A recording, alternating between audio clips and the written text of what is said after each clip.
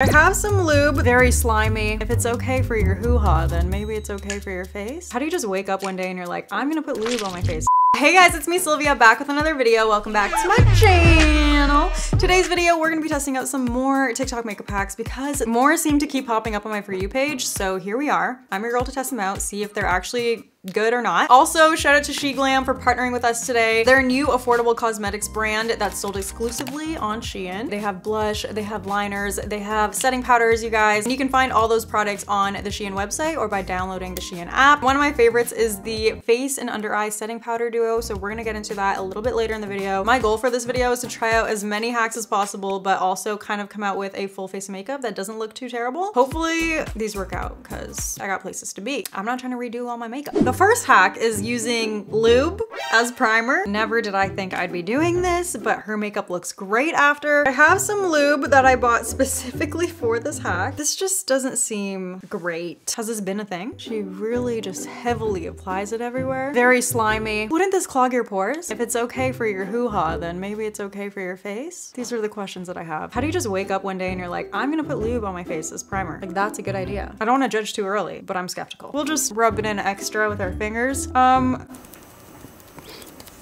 Very slimy, yes.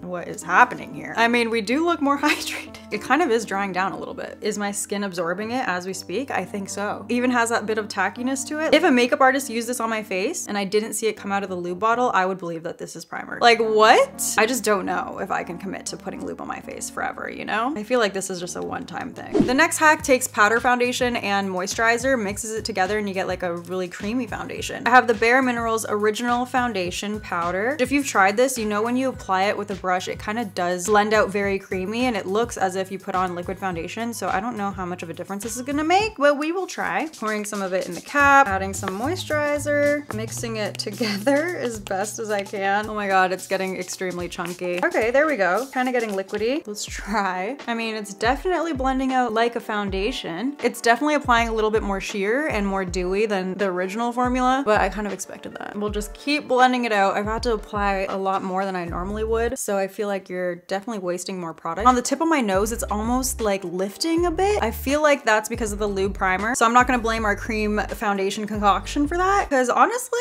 I think it did pretty good. If you have extra dry skin, like maybe this is worth doing to your powder foundation. That lube primer, however, it's a no for me. I feel like my pores look very, very large because of how shiny it is, and the foundation is just not sticking very well to it. And I think that's why it's looking crusty on my acne spots, but it definitely made my skin more dewy. So I mean, you can use it, but it doesn't mean you should. We've done our primer, we've done our foundation. I'm gonna quickly apply some concealer and we'll move on. Now's when I would set my concealer. I couldn't find a setting powder hack. However, I do see a lot of confusion in my comments and just in general about the difference between a setting powder and a finishing powder. And yes, there is a difference. In this TikTok, he explains perfectly the differences between the two. Setting powders are going to solidify your foundation. Finishing powders are meant for finishing touches. Basically, think setting powder, long lasting, finishing powder, blurring and brightening. So this new SheGlam Insta Ready Face and Under Eye Setting Powder Duo is perfect to show you the difference here because it comes with both in one. Packaging is super convenient. They've got the pressed finishing powder on top, and then the bottom is the loose setting powder. First, we'll go in with the loose setting powder. I'm using the shade Natural Linen, but they did come out with 6 different shades. It's also only $6.50, so it's extremely affordable. So I use the loose setting powder wherever I get really oily because it does a great job of locking in your foundation and reducing oil. So here you can see on the half that I use the powder, shine is completely reduced, but it doesn't look cakey because even though this is a powder, it has a really nice kind of silky hydrating formula. So it still looks like skin. On my nose, I get extremely oily and that's where I have the largest pores. So I'll press in the setting powder there. But I love the tinted one when I want a little bit of added coverage because it just makes your skin look so flawless. And the loose powder is what's gonna make your foundation sweat proof, waterproof, just completely lock it in. Now moving on to the pressed finishing powder on the top. This is amazing for brightening and blurring. So I like to use it on my under eye to just completely smooth it out and also just give you this really like bright effect, and a little bit just in the center of my forehead to brighten as well. So in the flash test, you can really see how great that finishing powder is at brightening your under eye. And then the loose setting powder just literally makes it look like you have a blurring filter on your face. So I especially love how this is a 2-in-1 situation because I'm always using both anyways. You can use code Sylvia to get 15% off the entire Shein site, not just on SheGlam products. I linked everything in the description for you guys, so go check it out. The next hack is using tape to shape out your brows and then fill them in flawlessly. We have our tape. How do you avoid them looking blocky if you're doing this method, you know? Maybe I should have done this before I did my base makeup. One piece here. This looks ridiculous. One piece here. It's gonna be very triangular. Now the bottom. Wow. Outline complete. Then she takes her makeup sponge and just like packs on some powder. So I'm gonna take the SheGlam sponge. Oh God, this is already way too intense for me. Look how dark that is. I mean, it's definitely filling them in. With whatever's left over on the sponge, I'm gonna go to the front part of my brow. I want it to look like it's, you know, a little bit of a gradient, at least. Let's take it off. Wait a minute. Okay, that's a little mishap, but it's actually very satisfying to take this off. How come that doesn't look that bad? Ooh.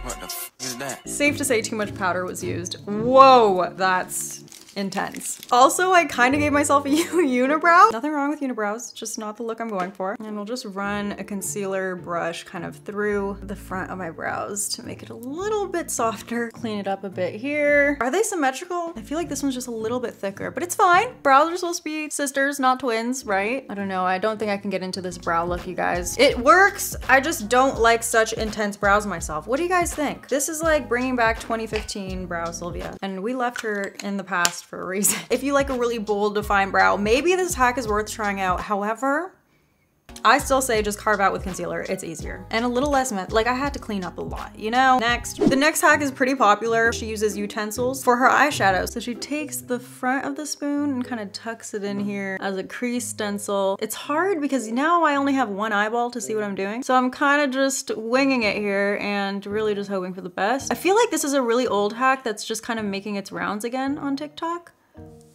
Not bad. My eyes are pretty deep set, so I was finding it difficult to get right in the groove of my crease, but that still looks okay. Same idea with the fork, except now we're creating our wing stencils. I guess just angle it how you want.